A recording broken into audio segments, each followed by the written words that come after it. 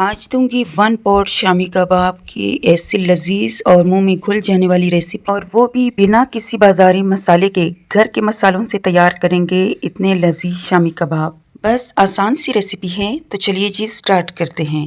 बिस्मिल्लाहिर्रहमानिर्रहीम। फ़बिय्यिअला रब्बिकुमा तुकज़्ज़िबान। यहाँ पे मैंने ली है चने की दाल, और 1 किलो से थोड़ी सी चने की दाल मैंने ज़्यादा ली है। पानी से वॉश करेंगे 2 से 3 टाइम। अच्छे से वॉश करने के बाद इसको हमने रख देना है ओवरनाइट, ताकि चने की दाल अच्छे से फूल जाए।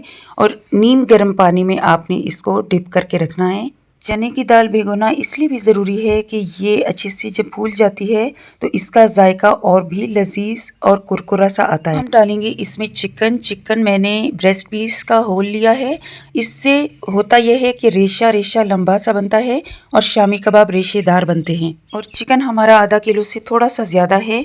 1 बड़ा चम्मच हम डालेंगे इसमें सालन मसाला, 1 बड़ा चम्मच हल्दी का, 1 बड़ा चम्मच कश्मीरी लाल मिर्च, और 1 बड़ा चम्मच दड़ा लाल मिर्च।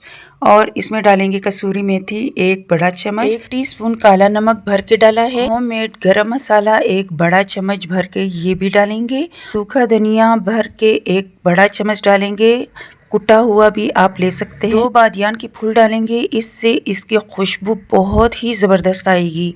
इसके बाद हम डालेंगे ज़ीरा 1 बड़ा चम्मच भर के, और इसमें डालेंगे हम दालचीनी 3-4 स्टिक्स जो होती हैं वो डाल लीजिएगा, और इसको कूटने की ज़रूरत नहीं है।